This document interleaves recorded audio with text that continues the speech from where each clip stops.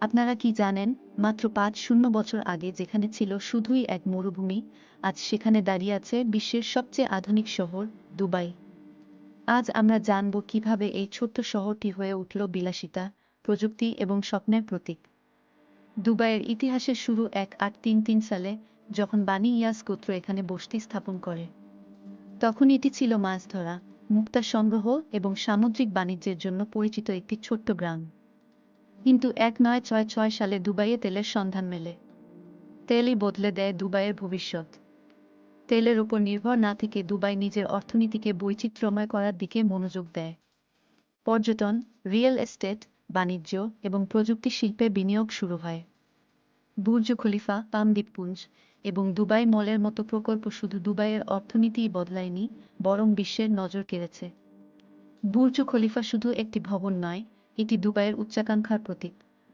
৮২৮ metre উচ্চতার এই ভবনটি বিশ্বের সবচেয়ে উঁচু ভবন।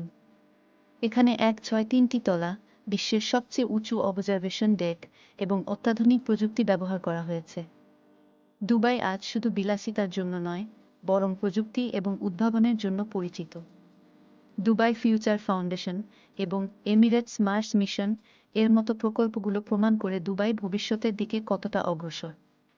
এছাড়াও দুবাইয়ে চালু হয়েছে বিশ্বের প্রথম উড়ন্ত ট্যাক্সি, বিশ্বের সবচেয়ে বিলাসবহুল হোটেল বুর্জ আল আরব, বিশ্বের সবচেয়ে বড় মল দুবাই মল এবং বিশ্বের সবচেয়ে বড় কৃত্রিম দ্বীপ পাম জুমেইরা সবই পর্যটকদের জন্য আকর্ষণীয়।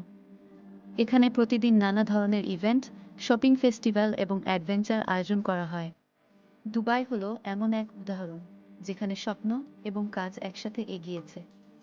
মরুভূমির বুকে দাঁড়িয়ে থাকা এই শহর প্রমাণ করেছে, ইচ্ছা থাকলে সবকিছুই সম্ভব। ভিডিওটি ভালো লাগলে লাইক, শেয়ার এবং সাবস্ক্রাইব করতে ভুলবেন না। নতুন গল্প নিয়ে আবার দেখা হবে।